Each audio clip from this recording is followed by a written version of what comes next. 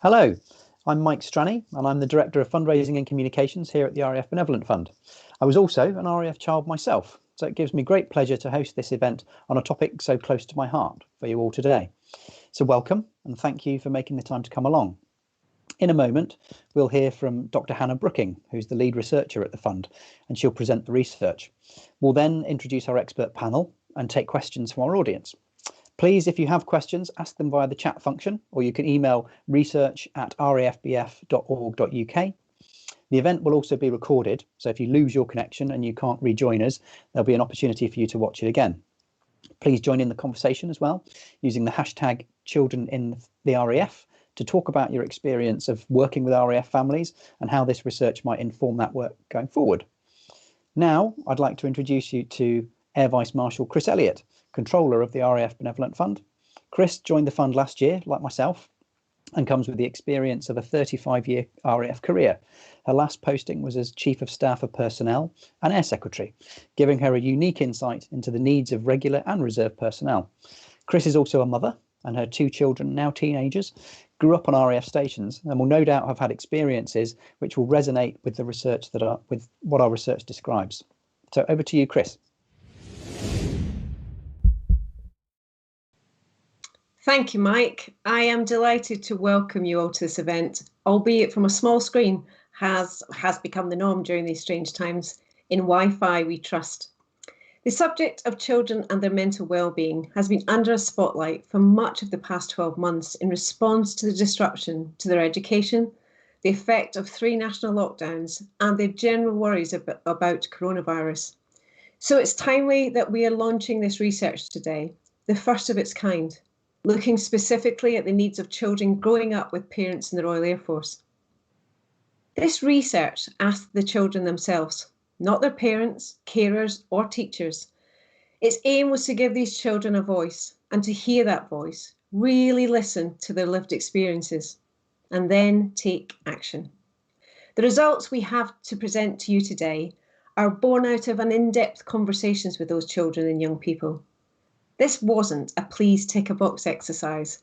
We took a different approach, asking our interviewees about their thoughts and their feelings. And their responses were considered, thoughtful, and eye-opening. There were things which wouldn't be surprising to you. Children don't like it when their parents go away. Home life changes when one parent is deployed. And there were some things which were surprising. Our children and young people are incredibly proud of their parents, and their service inspires them to consider joining the Royal Air Force or another service themselves. There are also things that I learned as a mum who'd had 2 children while serving, and I hadn't realised just how perceptive children were, understanding the stresses which service life places on their parents, including things like adjusting to home life after deployment, and worrying about their safety and mental well-being. Children and young people are an important part of the Royal Air Force family, a family which the fund's been part of for more than 100 years. We know our family, and we will continue to conduct research projects like this to ensure we're supporting our family in the best way that we can. We already have in place dedicated welfare services to support children and young people, including our flagship youth support service, Airplay. In 2019, this service supported thousands of young people with youth work sessions on Royal Air Force stations and presents a £1.4 million per annum spend for the fund. In 2020, with COVID-19 restrictions affecting how we all went about our daily life, the fund worked in partnership with Action for Children to launch Airplay Connect, a digital platform. This platform provides a portal for young people to interact with each other and their youth workers, as well as giving them access to our support services targeted at them.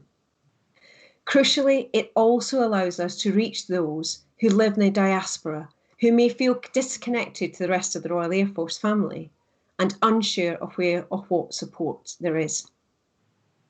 Our lead researcher, Dr Hannah Brooking, will expand on the welfare support services on offer to children and young people and how they form part of the fund's response to the findings in this report.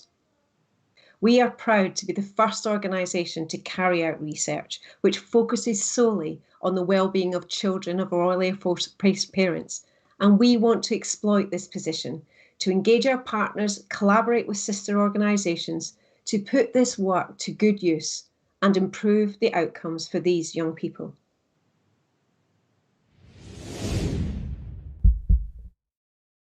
Thank you, Chris.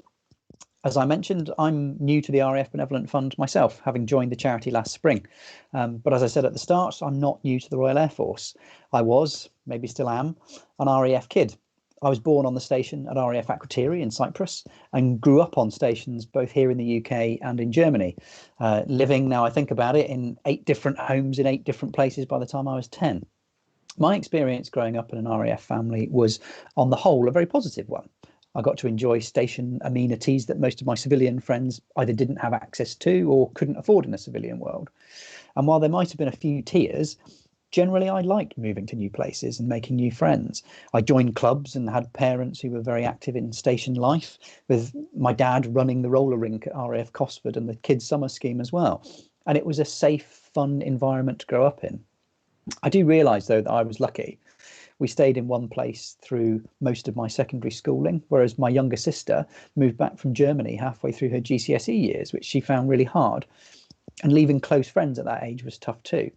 She's now married to an airman, and their children have experienced their dad being away on squadron for extended periods, which at times has placed an emotional toll on the whole family. And as you're about to hear, our experience living through those ups and downs is fairly typical of the life of an RAF family and for RAF children and young people. So without further ado, the reason we're all here, the main event, I'm going to hand you over to Dr Hannah Brooking, lead researcher at the RAF Benevolent Fund, for her presentation. Thanks, Mike. So I'm just going to give you a brief overview of the Growing Up in the RAF report, which is a study on the wellbeing of children and young people who have a serving parent or parents in the RAF. And I will speak briefly about the methods used and then a summary of our main findings, followed by recommendations. So, methods. The research was a collaborative project working with RAF Community Support and Action for Children. Action for Children hold the contract for our Airplay programme, and Airplay is our youth support programme for RAF families. And it provides a huge range of facilities, equipment and activities for children and young people. Both RAF Community Support and Action for Children helped to arrange and conduct the focus groups at the fieldwork stage. We used a grounded theory approach as we wanted the children and young people to tell us about their lives and for the patterns and themes to emerge from what they told us. It was a qualitative study that involved 10 focus groups in 5 different locations, with 95 children and young people taking part in total. Some of the focus groups were with Airplay members, and some were held with children and young people who had not engaged with Airplay before, but went to a school located near to an RAF station. There was a range of different age groups that participated, and all the focus groups were conducted before the COVID-19 pandemic. On to the main findings then, the juicy part. We asked those who participated, what is it like to be a child or young person with a parent in the RAF? And the word cloud there shows that there was a range of responses. We had both positive and negative responses, and I will talk more about the positives of having a serving parent later in the presentation. But firstly, I'm going to address the more challenging responses first.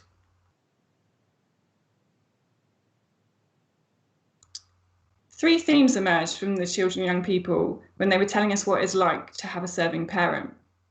They said it was sad or upsetting. And the main reasons for this was that it was because a parent was away, or their parent was therefore missing out on key life events such as birthdays and Christmases. The second theme was that it was hard or difficult. Again, this was related to a parent being away or having to leave friends behind when they move. And thirdly, the response we received was that it was worrying. And the reasons for this really was because they don't know when they will next have to move. They don't know when their parents will next be away. And so everything was just so unknown and quite scary, really. The general wellbeing levels of those that took part appeared to be good, and they were all very active, had lots of hobbies and did sporting activities throughout their typical weeks. However, there were additional stresses that the children and young people mentioned throughout the focus groups, and there were 2 main stresses that came up. The first one being deployment, and then frequent home moves. Looking at these stresses in detail, deployment was mentioned, discussed in every focus group. The children and young people reported that life is different when a parent is away. And three main themes emerged from discussing these differences. First one being, there was more stress on the at-home parent. So they noticed that they had to help around the house more, whether that was doing chores or having to look after the younger siblings. They also noticed that there was a help that came in externally, either from grandparents, for example, or other childcare. And you can see from that quote there that things can be quite difficult. And I'll just give you a little bit of time to read that.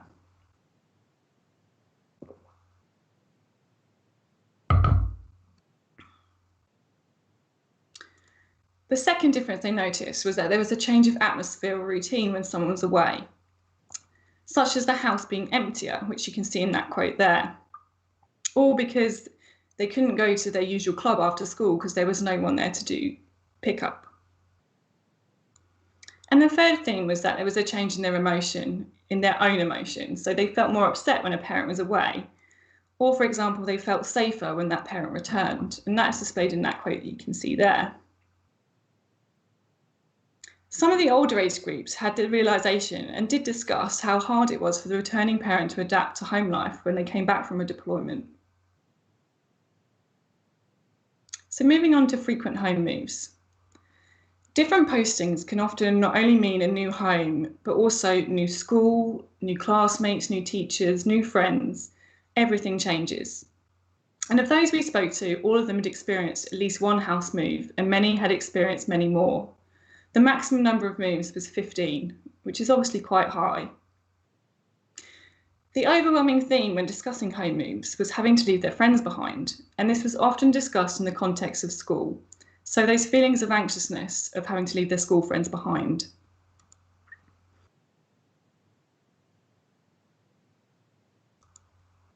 And there was also this sense that they would have to move again. So was it really worth developing friendships, investing time in them if they were just going to have to move again? Many experienced feelings of sadness or grief of leaving things behind. And this wasn't just people, such as their teachers or friends, but there were strong attachments to places and objects, such as a house, as you can see in that quote there. Or a tree in the back garden, for example, was also mentioned. And that quote says that, I know this is going to sound weird, but honestly, it wasn't at all. And these strong attachments were quite common in the conversations that we had.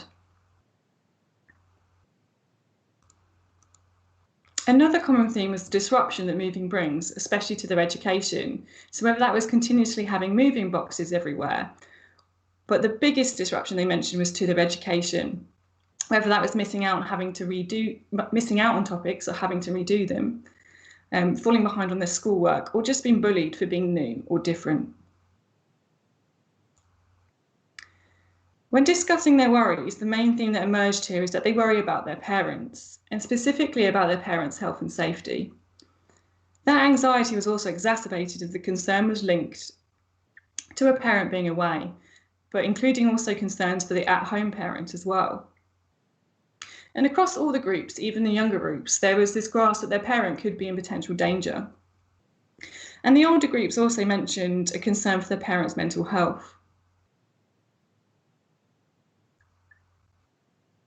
When discussing how they cope, many of the children and young people told us that what they were already doing to manage their anxieties, such as listening to music or playing sport, just to take their mind off things.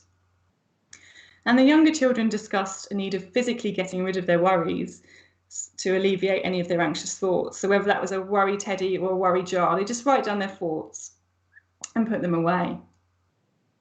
Social media was mentioned as a good way to alleviate worries if the parent was away, as you're able to instantly message that parent and get the response back. However, if there was not an immediate response, this often heightened their anxiety because they weren't sure if that parent was okay or if they were safe. The main thing that came up across all the groups was just having someone to talk to, someone they can trust and rely upon to share any anxious thoughts. Whether that be a friend, a family member, or a professional, it can just be really helpful. And they talked of having a safe space to express those feelings, just somewhere to go if they want to talk, or even if they don't want to talk, but they're just feeling sad or anxious. And so, as I mentioned earlier, there were some very positive words that were used to describe their experience of having a serving parent as well. And they used words such as good, exciting, fun, and cool. And the children and young people said some really lovely things about their parents in the RAF, even when they were discussing difficult topics such as deployment and home moves. The younger groups are very focused on the tangible positives, such as the sweets, the presents, and the one that nearly everyone mentioned, the military discount. And these are memories that I'll probably like to stick with them for a long time. And some of the older groups realised that their parent had a permanent wage and therefore a permanent job. The number of opportunities available to them came up in almost every group, and whether that opportunity was accompanying a parent to work, to learn about the RAF, learning about different cultures and countries by the presents and stories that were coming back from deployments, or really just the prospect of meeting new people and experiencing new places. A really lovely positive to come out of the research is that the children and young people are immensely proud of their parents, and some so much so that it's inspired for them for their careers. And the last positive I put on the slide there is resilience potential.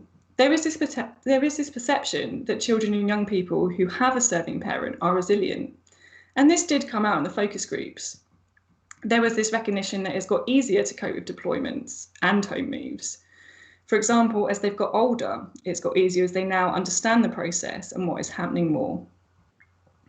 This resilience can definitely be seen as a benefit to having a serving parent, but I've put on the slide there that it's resilience potential, as not all children and young people are necessarily resilient, but it is important that they know that it's okay to not be okay, and that feelings of anxiety when you move home or school, making new friends, or when a parent is away are okay. It's completely fine.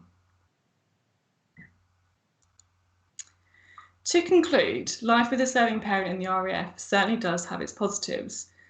But at the same time, our research has shown that having a serving parent can be sad, it can be hard, and it can be worrying for the children and young people. They do experience added stresses, especially in relation to deployment and frequent station moves. There is already a good existing provision for children and young people. We currently offer a counselling service, and that counselling service is for children and young people aged between 5 and 18. And we also provide family counselling because children and young people's wellbeing can be a family issue.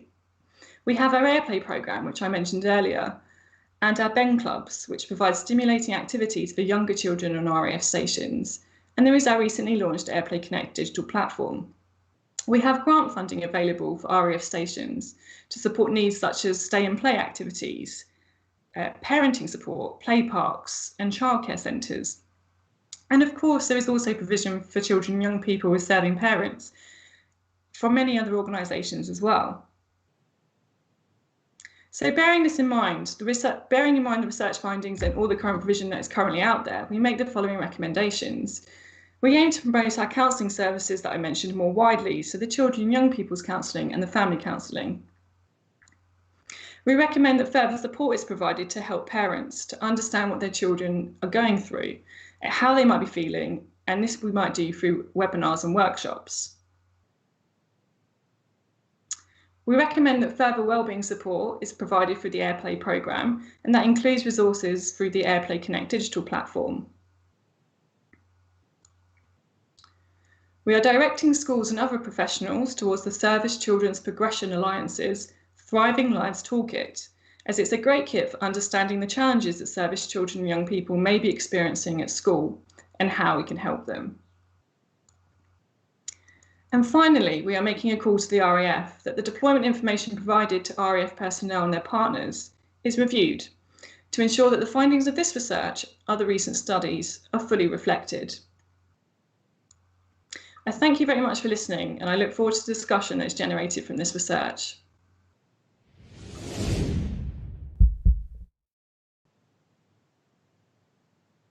Thank you, Hannah. That was really interesting and confirmed a lot of the things that I remember from my own childhood growing up around the RAF.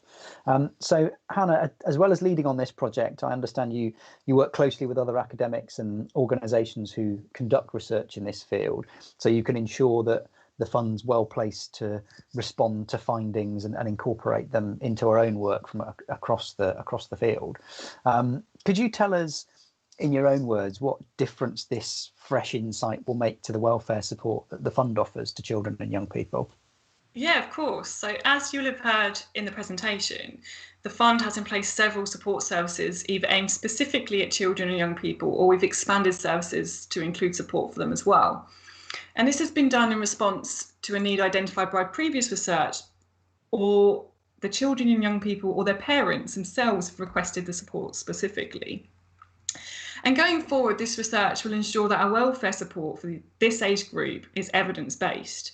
And the services we already provide, things like AirPlay, Ben Clubs, the AirPlay Connect that was mentioned, the mental wellbeing support for the listening and counselling service, including the family counselling, are all answering this need. And as a result, we have committed to promoting these services more widely, and we're targeting that at the RAF families, especially those that are dispersed and living away from RAF stations, whose children may benefit from this kind of interaction the most, really.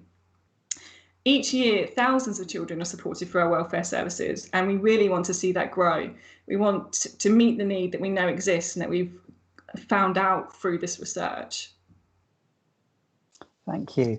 And you've sort of touched on this a bit already, but why did the fund conduct this piece of research, and why is it important to us that we lead research of this kind? Yeah, great questions. So to date, our research has focused on adults and not children and young people.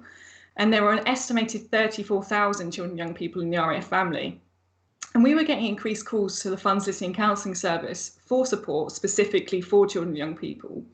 And it is thought that 1 in 8 5 to 19-year-olds will have a mental health disorder. So this, coupled with the fund's priority to improve the mental wellbeing of the RAF family, is mainly why we did the research. But there is also a gap in the literature. Many of the existing studies on this subject is from the US, and there have been a few more UK studies recently, such as the Living in Our Shoes report and the Kin and Country report a few years ago, but these were tri-service. And in the past, studies have tended to gather information on children and young people from the parents' perspectives, whereas we want the children and young people, we wanted them to inform us on their own lives. And I must say, it was a real pleasure to work with the children and young people who took part. And I'm sure those that were also involved in the research will agree that the children and young people were extremely honest, forthcoming with the responses, and it was just great to work with them. And to answer the second question there as to why it's important the fund leads on this kind of research, it is essential to know, I think, how the fund uses research firstly. And we use it to provide insight into the RAF family and the RAF family's needs, and to ensure that our welfare provision is informed by current evidence. Therefore, we are committed to research so we can ensure that we invest in services and initiatives which are based on evidence of need, which will then enable us to affirm our welfare services on offer and enable us to develop new ones as well, I feel. And we are adapting. We're a dynamic charity moving forward. The fund looks very different to the fund of 20 years ago. In fact, looks very different to 10 years ago even. So, yeah, I think it's extremely important. Thank you. I should say, if you yourself listening out there are an RAF child or were an RAF child, do please let us know in the comments, and also keep those questions coming, and we'll try to tackle them at the end of the session. Just one last question from me for you, Hannah. What do you hope the audience will take away from today? I really hope that everyone in this virtual room will use this insight into the wellbeing of children and young people growing up in the RAF to develop and further develop their support for them, and to remain engaged with the fund. I really would like to keep this conversation going. I invite others to share their experiences, as you say, of if they were an RAF child, but also if they've got experience of working with children, or if they've conducted research as well, so that we can best work together to essentially improve the outcome for these children and young people and their families. And I think this is what this is all about. We're helping and nurturing these children and young people through the additional stresses that we know they have to face, so that they can grow up in the RAF thriving. Yes, that's what I'd like, really. Wonderful. Thank you, Hannah. So now onto the panel session. Hannah's going to stay with us, but I'd like to introduce you to the rest of our esteemed panel. Each person has been invited as a key stakeholder in the outcomes of this report, and bringing the expertise and the opportunity to put it to good use.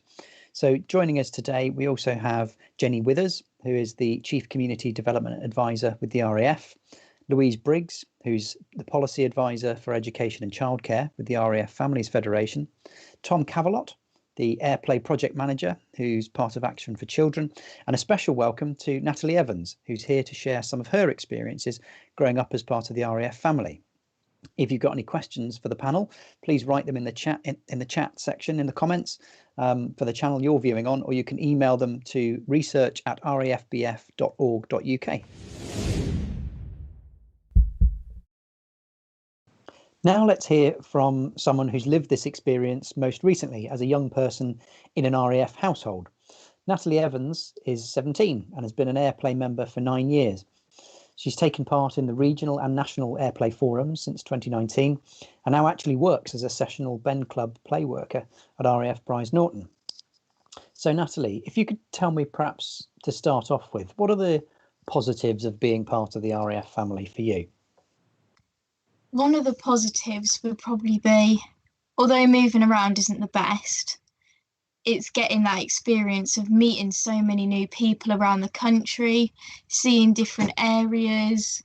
And although it's not me in the RAF, you still feel like part of that family. Like it's just one big community that you'll always be part of.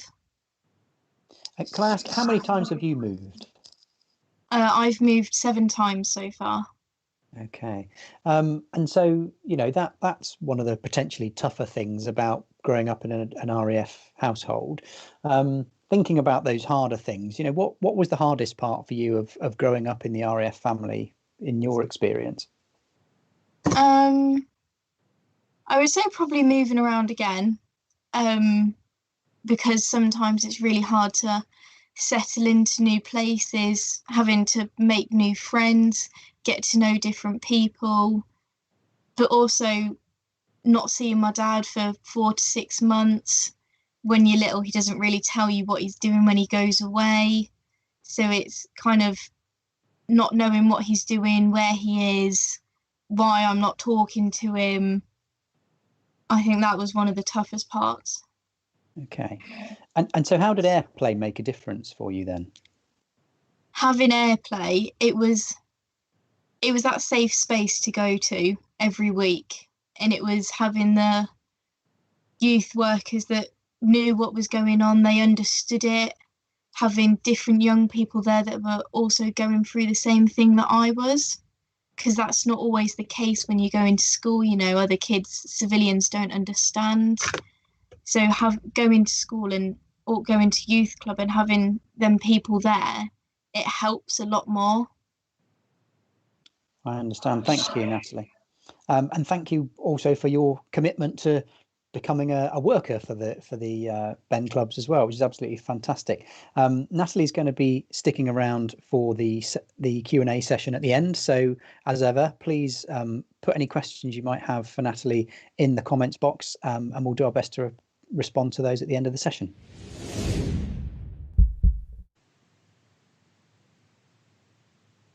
Next up, we're joined by Louise Briggs, who has a professional and a personal perspective on our discussion today. Part of her work with the RAF Families Federation focuses on understanding policy and initiatives around education and childcare, helping RAF serving personnel and their families in this really important area. She actually grew up as a military child herself, an army child, and having married an RAF officer, has become a mum of 2 and part of the RAF family in her own right. So Louise, welcome. Could you tell us how the RAF Families Federation supports RAF children? Yeah, sure. We work to improve the quality of life for the RAF family, and in the context of children and young people, we can help to resolve problems with things like access to childcare as a result of a mobile lifestyle, and also to help those families that live in one place to access the right advice and support. We collect data and evidence from the issues that the RAF family report to us and use that to represent the experiences of children and families and advocate for change where necessary. Ultimately, we try to ensure that RAF children suffer no disadvantage as a result of their parents' service, whether that's access to childcare, school places, special educational needs provision, or helping to share effective practice for supporting them to thrive all the way through to higher education and adulthood. And how does the kind of research we've heard today from Hannah support the work you're doing? The research is really welcome. As Hannah and the Benevolent Fund point out, there's little research focusing purely on the experiences of RAF children, and even less that represents the voice of the children and young people themselves. It makes a really valuable contribution to the evidence base, and it's well placed to inform developments in policy and practice, particularly given much greater cross-government interest following the launch of the Living in Our Shoes report. And in response to the research, do you see lots of opportunities for collaboration? I do. I see many opportunities for collaboration to work together to inform families, as indeed you've recommended in this report, and to draw together this research and other relevant research to underpin policy change with that really robust evidence. It can also help to inform effective practice in education through participation in networks such as the Service Children's Progression Alliance, and the findings have real resonance, I think, with other research that's emerging in the area, including the upcoming publication of the Service Children in State Schools Voice of Schools report. It also chimes with some great work with service children voices that's taken place in Wales and Scotland. So real opportunity to collaborate, bring all this evidence together. Thank you, Louise. You're welcome.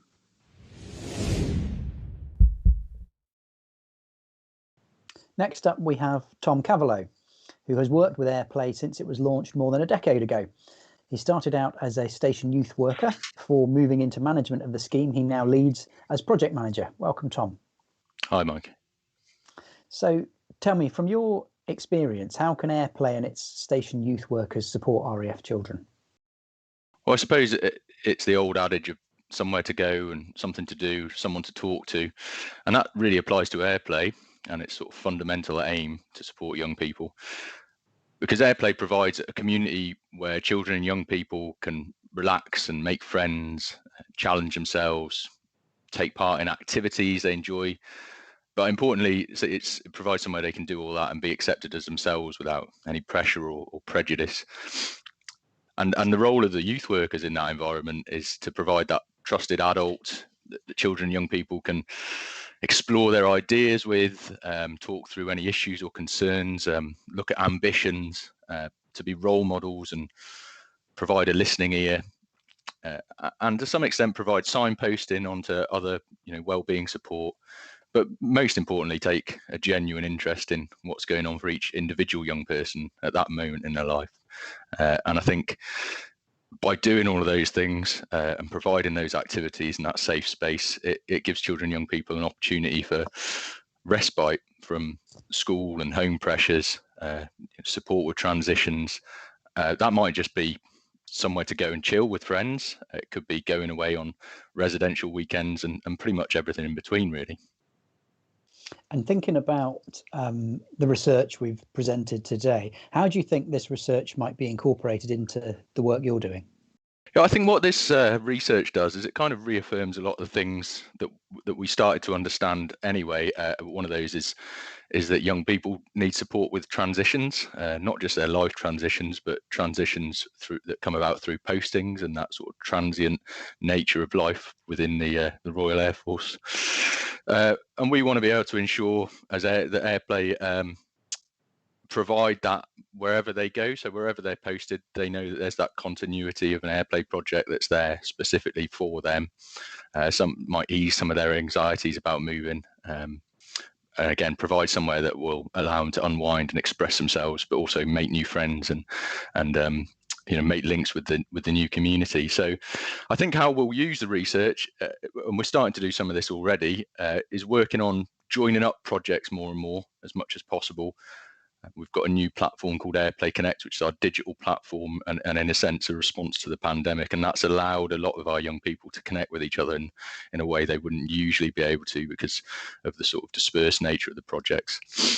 And it's given us an extra emphasis recently in providing staff teams with training on signposting to other wellbeing opportunities for young people, and training our staff on mental health first aid with young people, just to make sure that those young people and children that come to us get the right type and the right level of support that they need. And we've been developing those resources and making sure that information's not only available in the youth clubs and the playwork settings, but also on the AirPlay Connect platform as well. And you mentioned the pandemic. It seems a subject we can't get away from at the moment. How do you think children and young people you're in touch with through AirPlay have coped with the challenges of the last 12 months? Well, I think that the young people that we've engaged with have done what young people often do. They've adapted and got on with it. Like most people, adults included, they've expressed their frustrations and fatigue, I suppose, the longer it goes on with the pandemic, and they've got genuine concerns about the situation. But I think what we've seen in our interactions have been young people who are open to expressing their feelings about it, sharing their concerns, and really looking at how they can make the most of a situation that's largely outside of their control. So I think they've responded with resilience and positivity, but equally recognising where they need support. Good to know, and very mature response from them, I think. Thank you for that, Tom.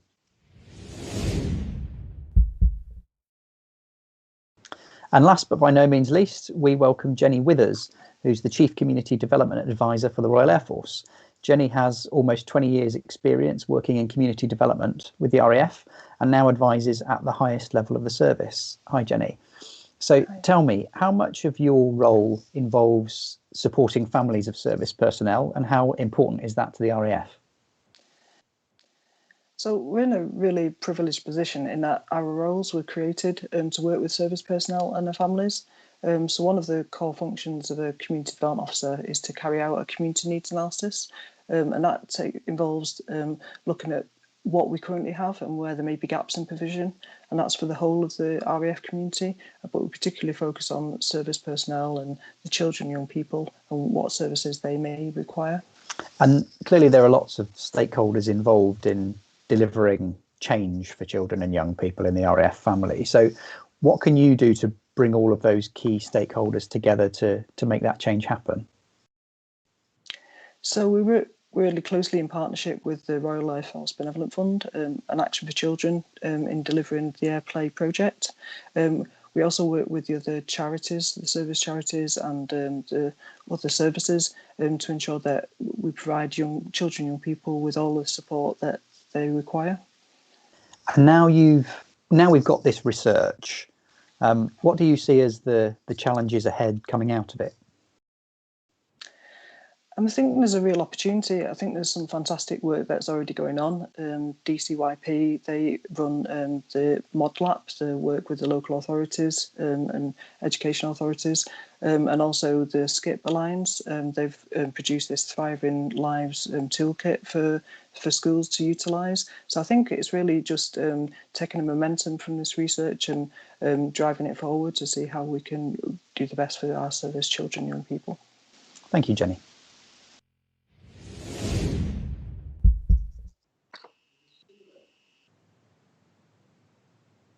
Now we'd like to open the discussion up to questions from the audience.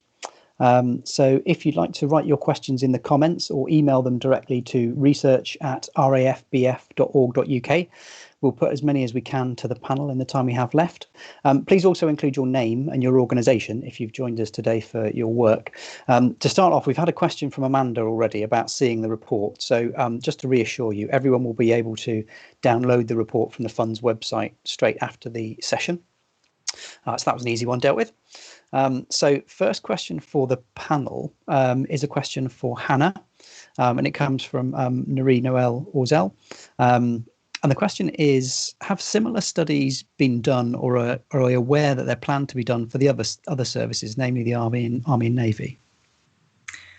Yeah, so there is the tri-service reports that I already mentioned. So the Living in Our Shoes report and Kin and Country, they're quite key in highlighting issues for wellbeing of young people. The Royal Navy and Royal Marines Children's Fund, which is now the Naval Children's Charity, they had research that came out in 2009, which looked at the overlooked casualties of conflict, is what they called that. And also the Naval Families Federation as well in 2019 looked at the experiences of parental absence on children of Royal Navy and Royal Marines families. So yeah, there is quite a lot out there. Quite a lot, yeah. So our next question is from Kath Lawrence, and it's a question for Louise. And that question is, how can we help schools and support services help young people to recognise and make the most of their strengths? Well, I mean, I think reports like this are valuable to help us do that, because we're looking at the voices of the children and young people themselves. And I think when they express those feelings of pride and excitement and all of those things that they're feeling, I think that's really important focus for people who are supporting young children, not to take a deficit view that these children, you know, just may be experiencing problems or challenges to be dealt with, that actually they bring strengths. And the diversity of their experiences as they've grown up as armed forces children, you know, can give them the potential for many strengths that they can bring to a school or an educational setting, from travelling the world and the experiences and things they've learnt from doing that, as well as just, you know, any resilience they might have built up from moving schools and making different friends and experiences they can talk about and share. Thank you. We've had another question from Becky, who's CDO Leeming. The question is there any intention to extend the research to look at the impact on under fives and specific ways we might support them? I think that's a question for Hannah. Yeah, so there are no plans as such at the moment to expand it to under fives, but that's a great area where this research could go further. And in terms of other further research that I think would be really great to explore is the effects of those who have a special educational need or disability. That didn't really come out in this research. And obviously the things that we discussed about that came out from the research, the stresses that these young people go through could impact people and children and young people with SEND more so. And also what didn't come out from this research as well is that the impact of having both parents serving in the RAF and how much more difficult that would be. So you're dealing with one parent go away, potentially coming back, and your other parent going away again. So yeah, that didn't come out from the research, but we definitely look to explore these kinds of topics further in the future, because I think it's really important. Great, thank you.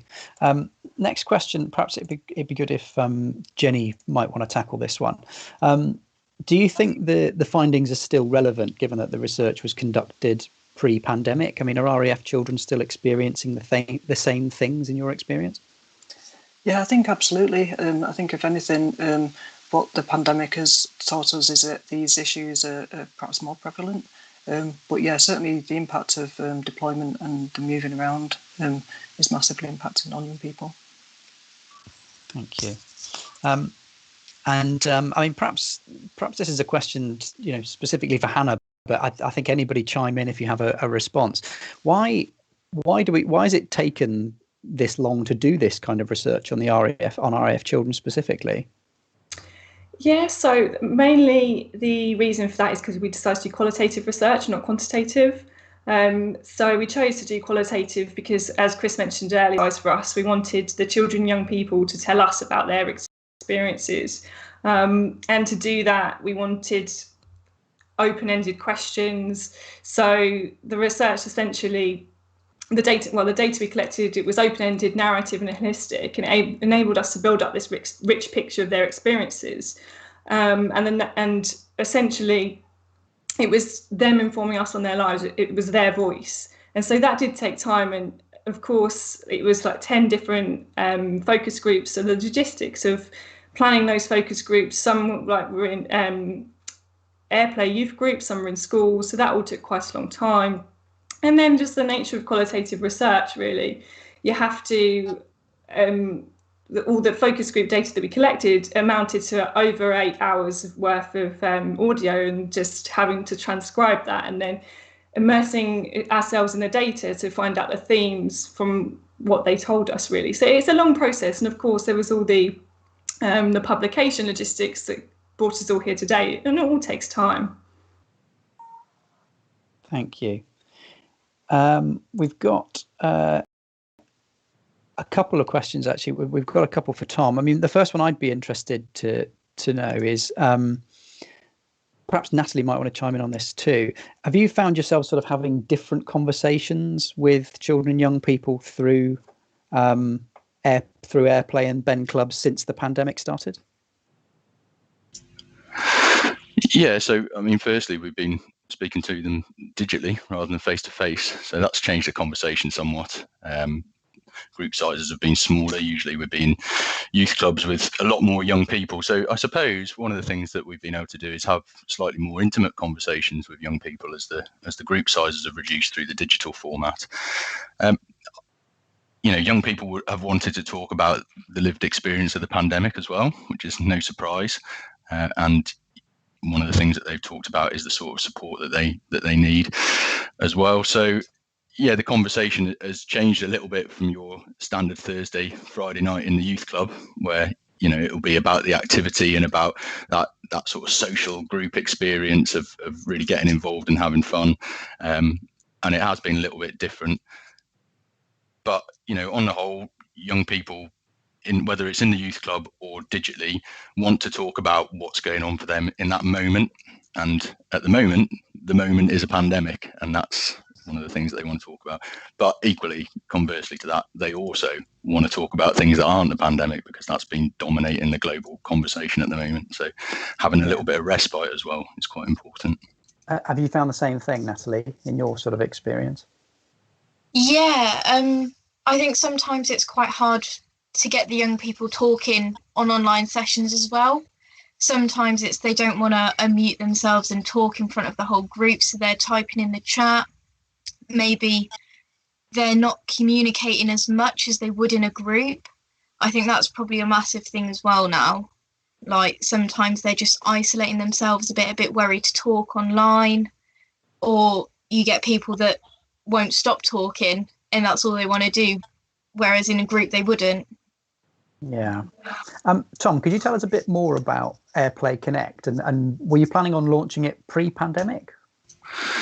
So I think having a digital arm to Airplay has always been on the radar, but the radar started beeping much more significantly when it was our only option. So yeah, it was quite a quick turnaround to get Airplay Connect launched, but it's always been an ambition. And I think what we found is it's been a good platform for now, but what I think we will find going forwards is it's a really great platform to supplement the face-to-face work that goes on, because it's definitely connected the staff teams as well as connecting the young people across the different stations. So we hope that will continue, and that we'll be able to use it as another string to the bow, I suppose, to add on to when we can actually get the doors reopened to some of the clubs. Okay. And another question for Hannah about the timing of the research. I mean, clearly there's probably never a good time to do research because things are constantly changing. Do you think this research is particularly timely now, and is there an awful lot for us to take forward into the post-COVID world? Yeah, I think it's extremely timely, really. I mean, as I said earlier, the reasons why we did this research is that we were getting increased inquiries to listening counselling service for children and young people. So we knew that there was concerns out there from parents about their children and young people, and our previous research had focused on adults. So we really wanted this research to look at the experiences of the children and young people. And I think, as you say, with the concerns that COVID has caused, there's a lot of spotlight on children and young people's mental health at the moment. And as everyone said, we're not sure particularly how children and young people are going to react to these situations as it's ongoing. As Tom said earlier, like there is this, we think that they're going to be quite resilient, this particular group of children and young people, because they are continually having to adapt to difficult situations. but no one particularly really knows just yet how severe this impact has been, really. So I would say that this research is particularly timely because we really need to look at children and young people's mental health and wellbeing, especially now. Great, thank you. Thank you, Hannah. That brings us to the end of our time for Q&A. Any outstanding questions we haven't got to will be answered in person, by email, or on instant message. So thank you, everybody, for your engagement today. We really appreciate it. I'm now going to hand over to Chris to say a few words to close the session.